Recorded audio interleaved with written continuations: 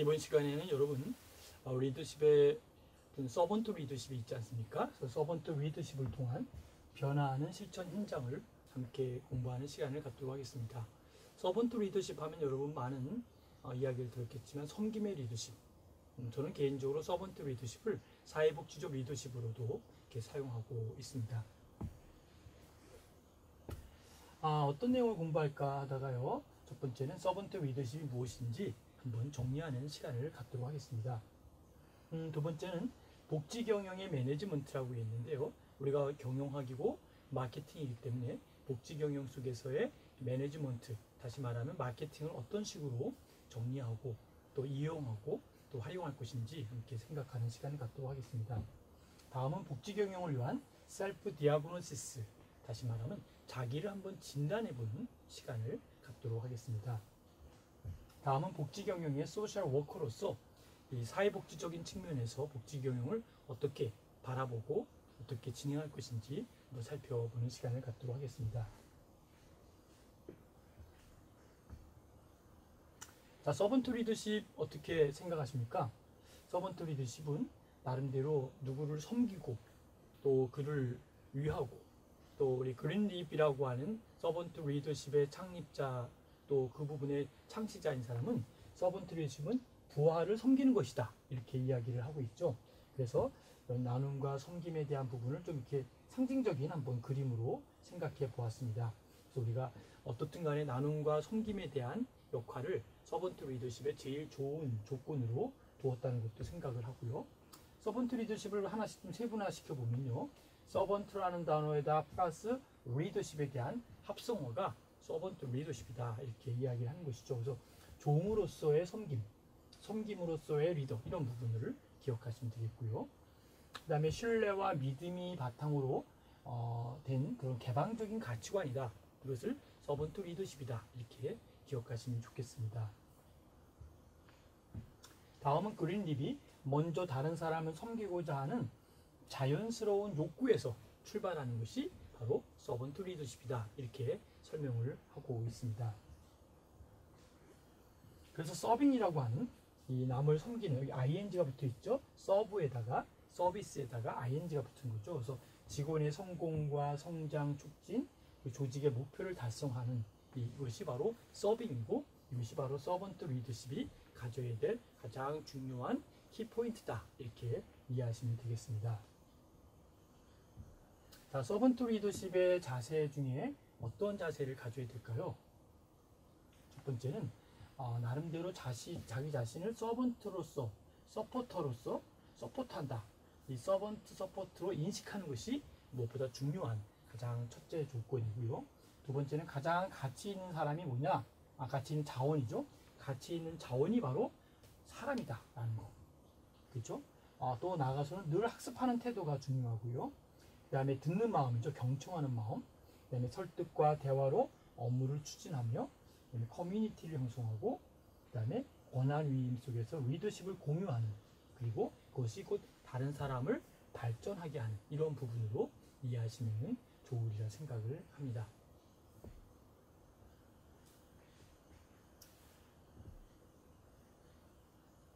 자, 그럼 하나씩 한번 살펴보겠습니다. 서번트 리더십은 바로 조직의 목적이 가장 중요한 자원이 누구다? 사람이라는 거죠. 사람. 여러분, 뭐 건물도 중요하고 저 자원이라고 하는 많은 보이는 유한적인 자원도 중요합니다만, 사실 더 중요한 것이 있다면 저는 사람이다 라고 생각합니다. 아무리 건물이 좋고 아무리 나름대로 시설이 좋다 할지라도 그 속에서 역할하는 그 사람의 어떤 사람이, 누가 이 건물을 관리하고 누가 그 기계를 관리하고 누가 저 조직을 관리하느냐에 따라서 달라지기 때문에 저는 중요한 부분은 사람이다 라고 생각을 하고, 또 정말 이 경영에서 사람을, 인재를 어떻게 활용하고 인재를 어떻게 쓰느냐에 따라서 극과 극인 상황이 많이 나타나는 것을 종종 보게 됩니다. 그리고 부하의 능력을 신뢰하는 것이 중요하다. 그래서 우리가 판단을 존중히 여기는 부분, 이것이 매우 중요한 포인트가 될 수 있다라고 보는 것이죠. 그리고 다른 사람을 신뢰하는 것이 중요한데 바로 그들의 생각을 수용하고 개방적 가치에 코치를 하는 것, 이 부분이 무엇보다도 중요한 초점을 가지고 있습니다. 더 나아가서 개인과 업무의 생활을 조화롭게 해야 된다라고 생각을 하면서 총체적인 삶의 번영에 관심을 가져야 된다라는 것도 우리 함께 생각을 해야겠고요. 지나친 개인의 경쟁은 경계해야 된다는 것이죠. 그래서 내 경쟁을 공식화하지 않는 것이 중요하다라고 볼 수 있겠고요. 그다음에 구성원들을 위하여 자신의 시간을 어때요? 기꺼이 할애해야 된다는 것도 매우 중요한 포인트가 될 수 있습니다. 그리고 목표 수립의 과정에서 볼 때 이 커뮤니케이션의 활성화 그리고 정보의 공유 이 부분이 무엇보다 매우 중요한 초점이 될 수 있다라는 것도 꼭 기억하시기 바랍니다. 그리고 구성원들 업무를 통해서 성장하는 것인데 이것은 곧 물질적, 정신적 지원을 함께 같이 연결하는 것이 무엇보다 중요하다라고 하는 것도 함께 기억하시면 좋겠습니다. 조직의 목적, 부하의 능력의 신뢰, 다른 사람의 신뢰, 개인과 업무의 조화, 지나친 개인 경쟁은 경계하고 구성원들을 위하여 자신의 시간을 기꺼이 할애를 하며 목표 수립의 과정, 구성원들의 업무를 통해 성장해야 된다. 이러한 여러 가지의 요소들이 바로 서번트 리더십의 자세에 들어간다라는 것을 기억하시면 좋겠습니다. 자, 서번트 리더십이 먼저입니다. 서번트 리더십이 퍼스트고 여기에 자기 인식에 대한 변화와 그리고 인식의 재정립과 권한의 위임과 관계의 정립이 되는데요. 인식의 재정립에서는 성장과 성공의 대상으로 보는 것이 중요하고요. 그 다음에 권한의 위임에서는 리더십을 공유하는 것이 중요하다라는 걸 볼 수 있고요. 관계의 재정립에서는 신뢰를 가장 중요한 가치로 여길 수 있다라고 하는 밸류에 대한 부분을 설명할 수가 있겠습니다. 자, 그러면 키워드를 보면 서번트 리더십의 키워드를 몇 가지 정리를 해보도록 하겠습니다. 첫 번째가 케어입니다. 케어. 케어는 뭘까요? 돌보는 것이죠. 서번트 리더는 꼭 가져야 될 것이 돌봄, 케어에 대한 의식을 가져야 된다는 것이죠. 고객을 케어하고 그 고객에 대한 부분들에 대해서 우리가 어떻게 생각하는지 이 부분을 생각해야 되겠죠. 그래서 케어 속에서는 남을 돌아보는 자세가 필요하다라고 하는 것을 꼭 잊지 마시기 바랍니다. 두 번째는 이제 기빙입니다. 기빙에 ing가 붙었죠. 주는 것입니다. 기빙. 주는 것은 멈추는 것이 아니라 끊임없이 또 주고 또 주고 계속적으로 주는 것이 기빙입니다. 그래서 우리가 기빙에 대한 건 뭘까요? 바로 베푸는 자세죠. 살아가면서 받으려고만 하는 것보다는 자꾸 뭔가 베풀어주고 도와주고 연결해주고 하는 이 베품의 자세가 굉장히 중요한 역할이고 중요한 핵심이다 라고 생각을 합니다. 그래서 기빙에 대한 것 꼭 기억하시기 바랍니다. 그 다음에 이제 knowledge, 지식이죠. 지식이라고 하는 건 뭘까요? 우리가 전문 지식, professional knowledge라고 해서 전문 지식이 있어야 된다는 것이죠.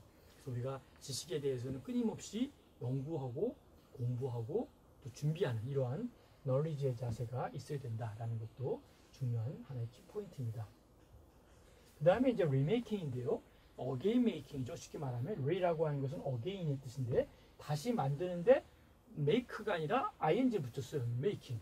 그러니까 리메이킹은 다시 뭘까요? 끊임없이 자기 자신을 변화시키고 업그레이드 시키고 또 새롭게 만들고 이런 여러 가지 끊임없는 리뉴얼의 작업들이 바로 리메이킹의 역할이죠. 그래서 다시 내 것으로 만드는 능력, 이것이 리메이킹입니다. 저기에 하나의 뭔가 기계가 있어요. 근데 그 기계를 내 것으로 만드는 능력이 되어야만 된다는 것이죠. 그렇죠? 그 다음에 이제 하나 리스펙트도 기억해야 되는데요. 리스펙트는 다른 사람을 존중하는 것이죠. 존중. 그러니까 다른 사람들을 존중하고 다른 사람들을 섬기는 이 리스펙트의 마음이 매우 중요하고요. 그 다음에 responsibility, 책임감이죠. 그러니까 자기가 맡은 일에 대해서 내가 책임을 지고 내가 해야 될 역할에 대해서 내가 책임을 지고 내가 벌려놓은 일에 대해서 내가 책임을 질 수 있는 responsibility, 바로 뭘까요? 책임감이죠. 맡은 일의 책임감. 그 일이 큰 일이든 작은 일이든 그 일이 어떻게 보면 그 뭐랄까 남들이 보기에는 보잘것없는 일이든 아주 자그마한 일이라 할지라도 그 일에 대해서 책임을 질 줄 아는 것. 또 어떤 조직 속에 있을 때 내가 한 일이 아니라 할지라도 같이 공동의 책임감을 지는 것. 이 부분이 바로 리더로서 가져야 될 가장 중요한, 그리고 서번트 리더가 가져야 될 가장 중요한 키워드다라고 보시면 좋겠죠. 그 다음에 두 단어가 합성화되어 있죠. 언더라는 단어와 스탠딩이 붙어 있죠. 언더라는 건 어디 아래, 스탠딩은 서 있는 거예요.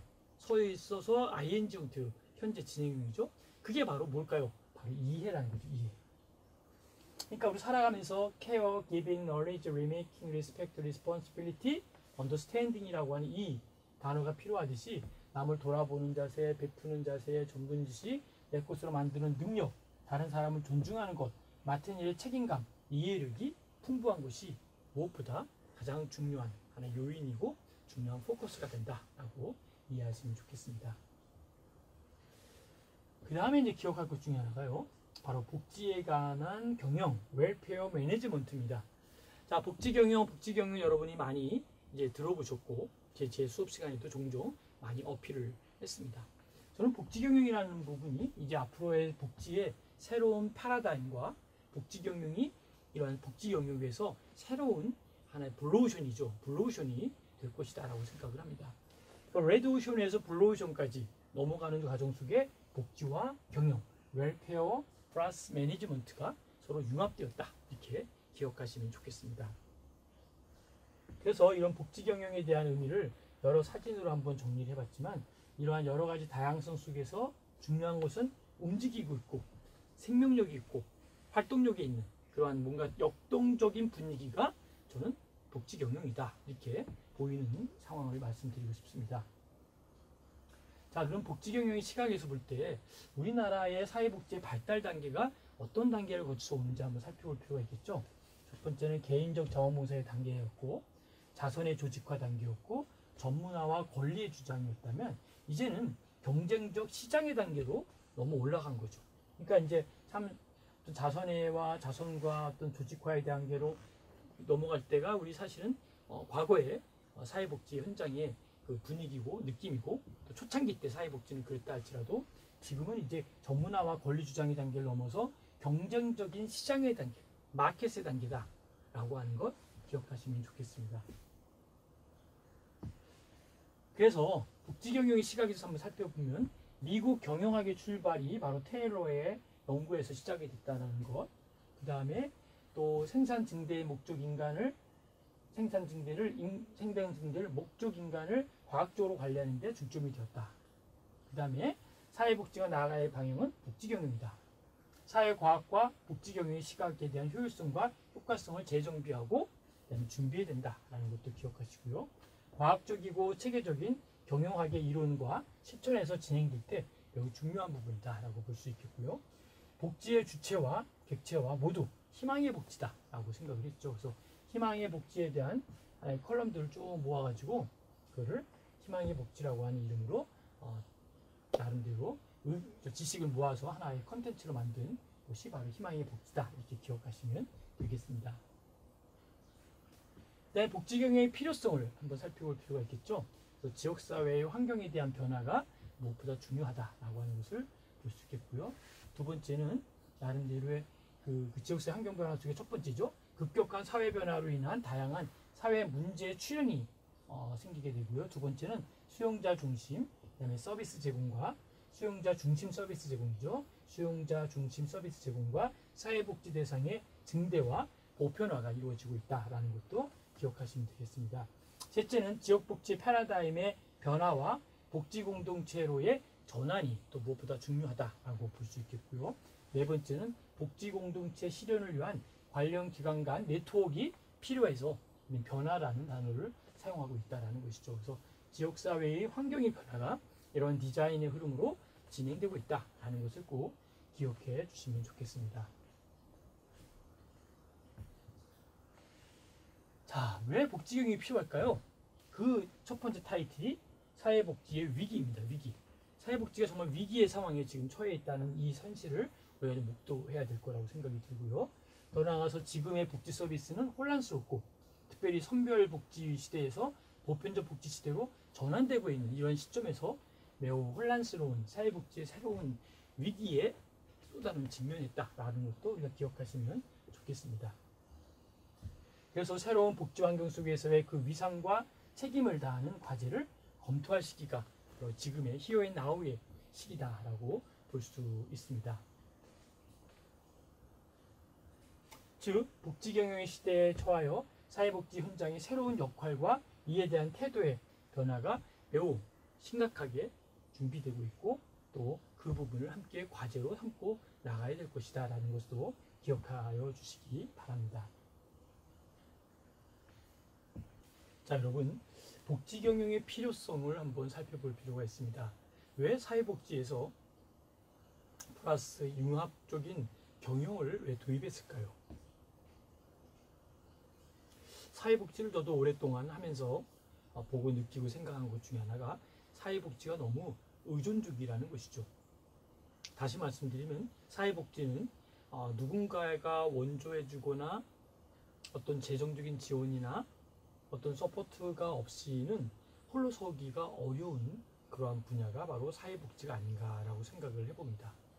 물론 사회복지 안에서 NGO 단체라든지 또 그런 어떤 후원단체들 하는 기관들은 또 누군가의 후원을 통해서 당연히 하고 있지만 일반적인 사회복지 현장에서는 어떤 보조금이나 후원금이나 어떤 독지가가 나름대로 서포트하지 않으면 사회복지의 사업을 하기 어려운, 아니면 개인이 스스로 어떤 도네이션에서 한다든지 그런 것이 아니면은 진행하기 어려운데, 사회복지가 이제 좀 더 발전하고 시대에 좀 맞게 미래 사회복지가 진행되기 위해서는 바로 복지와 경영이 함께 융합하는 부분이 저는 바람직하다라고 늘 생각을 해오고 이야기하고 있습니다. 특별히 서비스의 중복과 전문성의 상대적 저하나 또 부처별 위탁기관에 대한 예산 책정으로 인한 예산 제공 부서와 그러한 부서와의 단절 등으로 더 이상 기존과 같은 형식의 서비스 제공을 유지할 수 없는 등 정체성의 혼란을 경험한 것은 바로 사회복지 현장에 있는 분들은 한 번, 두 번은 다 경험해 보지 않았을까 싶습니다. 이를 극복하려고 하는 노력이 필요한데 그러한 노력이 바로 복지 경영의 필요성을 갖고 온 것이다 라고 보는 것이죠. 더 나아가서 복지 환경 속에서 살아남아야 하고 이러한 난관을 헤쳐나가기 위한 수단으로서 복지 서비스 기관들은 차별화 전략의 중요성을 인식해야 된다라고 하는 것도 우리가 깊이 생각해 볼 과제 중에 하나다라고 생각을 합니다. 그래서 차별화 전략이 뭐냐라고 할 때 그 어떤 경쟁자보다도 바로 소비자를 만족시키고자 하는 전반적인 마케팅 전략의 한 방편이 바로 이런 복지 경영의 새로운 전략이고 하나의 기법이다, 이렇게 이해하시면 좋을 듯 합니다. 그럼 복지 경영이 뭘까요? 복지 경영이란 무엇이라고 설명할 것인지 한번 여러분 스스로 복지 경영에 대한 답을 한번 제안해 보시면 좋겠습니다. 그래서 경영학이라고 하는 것은 민간 부분의 관리 분야를 다루며 개별 기관의 이윤 극대화 등을 통해서 효율성을 중요시 여긴다. 효율성이라고 하는 것은 비용과 어떤 코스트, 재정에 대한 부분을 이야기하는 거죠. 그런데 이러한 관계 때문에 복지 경영은 복지 관련 기관의 경영 관리적 접근을 하는 것이라는 면에서 복지 행정과는 구분되고 있다라고 하는 것이 바로 복지 경영의 핵심 키워드이기도 합니다. 그래서 복지 경영에 대해서 조금 더 구체적으로 이야기한다면 경영 효율적 관리를 위해 복지 경영학이라고 하는 것이 점차 확대되고 있는 현실을 볼 수 있겠고요. 더 나아가서 복지 경영은 복지기관이 효율적으로 운영하고 복지기관에 대한 합리적인 지원 시스템이 마련되고 그리고 양질의 복지 서비스의 제공이 이루어지는 것이 바로 복지 경영의 핵심 키워드다라고 보는 것이죠. 그래서 사회복지 현장에서 복지와 경영의 사고의 두 축이 함께 필요하다는 것이죠. 복지와 경영의 마치 교각으로 얘기를 하면 두 교각이 함께 어우러졌을 때 진정 사회복지에 그리고 그 경영에 같이 만나는 그 교착점, 그것이 복지 경영의 매니지먼트, 웰페어 매니지먼트의 중요한 키포인트다라는 것이죠. 그래서 이 두 가지가 복지와 경영, 현장에서 복지와 경영이 서로가 두 축이 함께 진행되고 또 함께 필요하다라는 것이 바로 복지 경영의 키포인트다라는 것도 기억하시면 좋겠습니다. 자, 그런 의미에서 서비스의 차별화, 이 차별화 전략이 성공하기 위해서는 시장의 변화에 민감하게 반응하고 대응할 수 있는 끊임없는 노력과 새로운 기회에 대한 타이밍을 놓치지 않고 포착할 수 있는 신속성이 필요한 것이 바로 복지 경영의 새로운 패러다임의 시작이다라고 볼 수 있습니다. 그래서 첫째는 이용자와 사회복지의 니즈의 문제를 전문적으로 해결할 수 있는 전문성의 강화가 무엇보다 필요하다라고 하는 것을 우리가 먼저 주 초점을 뒀으면 좋겠습니다. 두 번째는 지역 주민들과 만나서 지역사회 문제를 의논할 수 있는 공간과 기회의 제공이 두 번째 필요하다라고 볼 수 있습니다. 세 번째는 복지 서비스이기에 직원들의 바른 자세의 확립이 절대적으로 필요하다라고 하는 것도 함께 생각해 볼 필요가 있겠고요. 결론적으로 사회복지의 운영과 시대에서 사회복지 경영 시대로의 전환이 필요하다는 것이죠. 그러니까 사회복지를 운영한다라고 하는 부분에서 운영에서 어때요? 경영이라고 하는 매니지먼트의 시대로 전환되는 것, 이것이 바로 복지 경영의 의미를 잘 담고 있다라고 이해를 하시면 좋겠습니다. 자, 그렇다면 조금 더 구체적으로 복지 경영을 살펴본다면 서비스 기관의 경영이 인적, 물적, 재정적으로 구성되기 때문에 바로 서비스를 제공하는 집단 의존도에 대한 대응이 절대적으로 필요하다라는 것과 함께 조직과 근무와 관리와 전문성 등 사회복지 현장에서의 규모나 또 본질에 적응하는 내부 관리의 세분화가 절대적으로 필요하다라고 볼 수 있습니다. 더 나아가서는 경영 외적인 면은 서비스 제공에 있어서 외부 환경에 대한 변화에 따른 예측과 대응이 요구되고 있는 것이 바로 복지 경영의 핵심 키포인트인 것도 함께 생각하시면 좋겠습니다. 여기서 핵심 내용은 뭘까요? 바로 뭔가 복지와 경영이 새로운 예측과 미래를 준비하는 것. 예측이라는 단어는 전전 시간에도 말씀을 드렸지만 forecasting이라는 단어를 쓴다 그랬죠. 그래서 미래를 얘기한다, 미래를 예측한다라는 것은 미래를 forecasting한다. forecasting한다는 것은 for라고 하는 건 어디 앞에 대한 거를 캐스팅한다. 그걸 가져오고 안다는 것이죠. 연구한다는 것이죠. 캐스팅. 그러면 forecasting이라는 단어는 다른 뜻으로 일기예보라고 말씀을 드렸듯이 일기예보를 알기 위해서는 많은 자료의 데이터들을 축적시키고 그걸 분석하고 해석해서 정리해서 나가는 것이 일기예보인 것처럼 복지와 경영에 대한 forecasting이라는 건 뭘까요? 복지에 대한 부분도 이해하고 경영에 대한 부분도 이해하고 here and now를 이해하고 미래에 대해서 그래서 현재와 그리고 미래를 연결하는 또 과거의 자료를 연결 잘해서 그거를 나름대로 forecasting 한다라는 것은 미래를 예견하고 예측하고 미래를 미루어 알아보는 것이 미래에 대한 경영이거든요. 그런 의미에서 복지 경영은 그런 복지라고 하는 프레임을 바로 이 forecasting이라는 단어와 연결시켜서 미래에 대한 사회복지를 예견할 수 있다라는 것으로 이해를 하시면 좋을 것 같습니다. 그러면 나름대로 복지경영이라는 것은 사회복지 이념과 소득 등의 차원을 넘어서 모든 국민의 관심사다라고 볼 수 있겠고요. 더 나아가서는 국가는 막대한 예산을 통해서 지원하고 있다는 것이죠.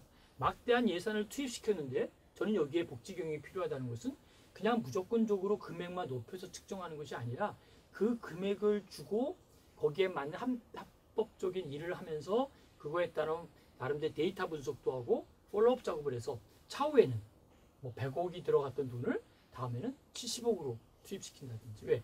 그 외에 부수적인 것도 정리하자는 것이죠.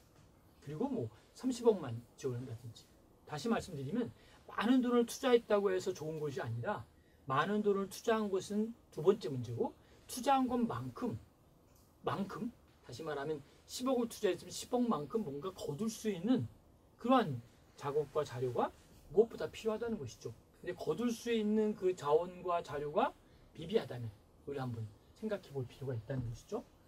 그래서 국가는 막대한 예산을 지원하고 있고 예산은 민간 위탁기관 등을 통해서 집행된다는 면에서 민간 기관에 대한 경영 관리적 접근이 필요하다는 것이죠. 왜?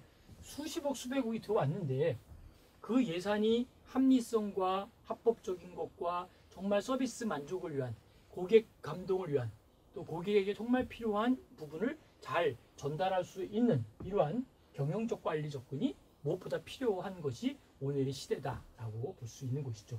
그래서 이 점에서 복지 경영학이라고 하는 것은 정말 중요한 그래서 복지 경영학이라고 하는 것은 이제 복지에서는 뗄래야 뗄 수 없는 없어서는 안 될 가장 중요한 포인트가 바로 이 부분이다 라고 볼 수 있습니다. 자, 복지 경영을 위한 셀프 디아그노시스라는 건 뭘까요? 복지 경영을 위한 진단에 대한 부분을 우리가 볼 수 있다는 것이죠.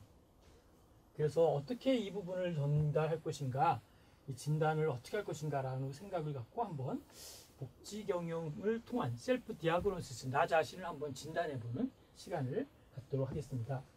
자, 나는 지금 어디로 가고 있는가? 여러분 지금 어디로 가고 있을까요? 자기의 방향이죠. 20대, 30대, 40대 그 이유는 어떻게 바뀔 것인지, 그리고 내가 진정으로 원하는 것이 무엇인지, 그리고 무엇을 자신 있게 할 수 있는가라고 하는 역량을 함께 준비하고 생각하는, 그래서 우리가 Here and Now에서 퓨처로, 미래로 가는 이러한 지점에 복지 경영이라고 하는 프레임을 갖고 한번 보는 거죠. Here and Now에 나는 지금 어디로 가고 있는가. 복지 경영 입장에서 볼 때 20, 30, 40, 50, 60, 90 어떻게 바뀌고 있는지, 또 내가 진정으로 원하는 것이 무엇인지, 더 나아가서 무엇을 자신 있게 할 수 있는지, 이런 부분들을 함께 연구하고 고민하는 것이 무엇보다 바람직하다라고 볼 수 있습니다. 그것이 바로 셀링 포인트로, 셀링 포인트 하면 여러분 어떤 것이 생각나죠? 그렇죠. 여러분들에 대한 셀링 포인트, 여러분들을 마치 어떤 금액으로 환산한다면 어떤 포인트점에 여러분들을 초점을 둘 수 있는지, 이러한 자기 자신에 대한 포인트, 자기 자신에 대한 셀링 포인트를 한번 생각해 볼 필요가 있다는 것이죠. 그리고 어떠한 역량으로 할 것인지, 그리고 어떠한 욕구가 있는 것인지, 니즈죠. 그리고 더 나아가서는 어떠한 방향으로 가고 있는가, 방향과 미래와 욕구와 역량, 셀링 포인트로 한번 진행을 해보아야 되지 않을까라고 생각을 합니다. 최상의 성과를 얻기 위한 질문을 해볼 필요가 있다는 것이죠. 그 질문은 뭘까요? 바로 현 위치에서 큰 성과를 발휘하고 있는가, Here and Now에서 내가 좀 큰 성과를 발휘하고 있는지, 그 다음에 책임에 따른 중압감을 견딜 수 있는 것인지, 세 번째는 불확실한 상황과 도전을 즐기는 편인지 한번 깊이 생각해 볼 필요가 있다는 것이죠. 더 나아가서 새로운 사람들을 사귀는 것이 즐거운 것인가, 새로운 사람들을 사귀는 것, 이것이 얼마만큼 즐겁고 의미 있는 것인지 한번 살펴볼 필요가 있습니다. 복지 경영, 바로 소셜 워커에 대한 부분을 함께 공부해 보도록 하겠습니다. 자, 소셜 워커는 어떤 부분일까요? 복지 경영의 소셜 워커. 저도 그렇고 여러분도 한번 생각해 보는 시간이 중요하지 않을까 싶습니다.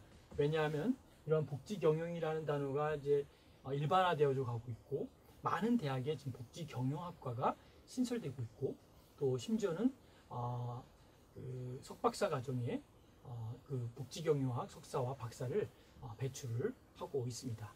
물론 이제 제가 근무하는 그 학교에서만 지금 하고 있는 것이지만, 더 나아가서는 이것이 확대될 것이고, 분명히 이제 우리 사회복지계에는 복지와 경영을 겸비한 사람들이 굉장히 많이 필요할 것이다라고 생각을 합니다. 그래서 바라기는 여러분들도 어떤 영역에서 그냥 그 영역에서만 하는 게 아니라 그 영역 플러스 경영을 한번 생각해 보는 것이 중요하다는 것이죠. 오래된 얘기지만 여러분들 그냥 참고로 한번 공부를 하시는 입장에서 한번 얘기를 드리면, 한때 여러분 미용에 대해서 상당히 붐을, 지금도 상당히 미용에 대한 부분에 관심이 참 많습니다. 미용에 대한 부분들은 사람들이 굳이 석사학위를 따지 않아도 그냥 뭐 미용에서 미용사로서, 또 미용에서 원장으로서, 센터 샵 같은 곳에서 점장으로서 굉장히 활동하는데 큰 문제는 없었습니다. 근데 미용에 대한 부분도 미용학으로만 어떤 학문적인 부분이 아니라 미용에 대해서도 미용에 대한 경영학 석사, 미용에 대한 경영학 박사, 이런 식으로 미용과 경영이 융합을 하면서 상당한 시너지 효과가 나타나고, 그 부분에서 상당히 또 프로페셔널한 그런 교수 요원들이 많이 배출되고, 또 그 미용에 대한 경영학을 공부한 사람들이 오히려 미용의 샵이라든지 그 중에 마케팅이라든지 여러 가지를 도입을 해서 더 성공적인 고객 감동과 나름대로 고객에 대해서 가까이 다가가는 그런 마케팅 전략으로 성공한 케이스들이 상당히 많이 있습니다. 결론인즉슨 우리가 알고 있는 많은 학문적인 것이 학문으로 끝나지 않고, 그걸 다이나믹하게 현장 속으로 끌어들이는 데 있어서의 파이프라인의 역할이 바로 경영이라는 것이죠. 바로 매니지먼트라는 것이죠.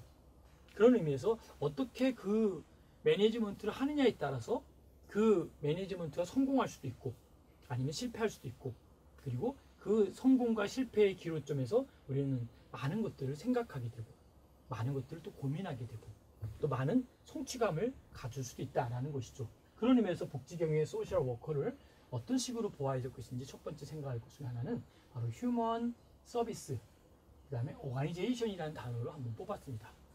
휴먼 서비스는 한 단어로 사회복지의 키워드가 휴먼 서비스입니다. 어떤 인간에 대한 서비스 자체가 사회복지에 가장 기초를 가고 있는데 그것이 오가니제이션, 이 조직화라는 것이죠. 그래서 단순한 순간에 주목하라. 그렇죠? 단순한이 아니 죄송합니다. 당당한 순간에 주목하라. 당당한 순간. 자, 이 부분 다시 하도록 하겠습니다. 여기서부터 다시 하겠습니다. 자, 여러분, 휴먼 서비스, 쏘리. 다시 하겠습니다. 죄송합니다. 네, 여기서부터 다시 하겠습니다. 자, 여러분, 휴먼 서비스 오가니제이션 굉장히 중요한 단어입니다. 사회복지의 한 단어로 무엇일까요? 하면 사회복지는 휴먼 서비스입니다. 이렇게 얘기해도 과언이 아닙니다. 그런데 휴먼 서비스는 곧 오가니제이션이다. 조직화라는 거죠. 조직화. 다시 말하면 사회복지에서의 휴먼 서비스는 그냥 휴먼 서비스로 끝나는 게 아니라 오가니제이션, 조직화시키는 부분이 무엇보다 중요한 부분이죠. 어떤 것일까요? 바로 당당한 순간에 주목하라. 당당하다는 게 뭘까요? 뭔가 자신감 있고 용기 있고 굉장히 좀 이렇게 파워풀하게 일하는 이 부분을 우린 당당한 순간이다라고 이야기하죠. 그리고 내가 있어야 할 자리를 찾는 것이 무엇보다 중요하다라고 볼 수 있겠고요. 더 나아가서 효과적이고 효율적인 방법을 찾아라. 효과적이다라는 말은 성과와 결과물, 영어로 하면 아웃풋, 아웃컴에 대한 얘기를 바로 이러한 방법, 다시 말하면 그 어떤 효과적인 것, 결과물을 아웃풋, 아웃컴을 얘기하는 거죠. 효율적이라는 것은 뭘까요? 효율적이라는 비용에 대한 부분입니다. 영어로 코스트, 비용에 대해서 좀 가능한 절감하고 할인을 받고 하는 이런 부분들, 효과적 효율적인 방법을 찾아라. 똑같이 10,000원을 다 주지 마시고 10,000원을 주지 않고도 어느 정도 세이브 시키고 할인할 수 있는 부분들을 우리가 찾고, 또 프로그램을 진행할 때 많은 돈을 투자하는 것보다는 적절한 예산을 투입하고 더 시너지적인 효과를 갖는 것도 바람직하다라는 것이죠. 나의 진정한 의무는 무엇인가?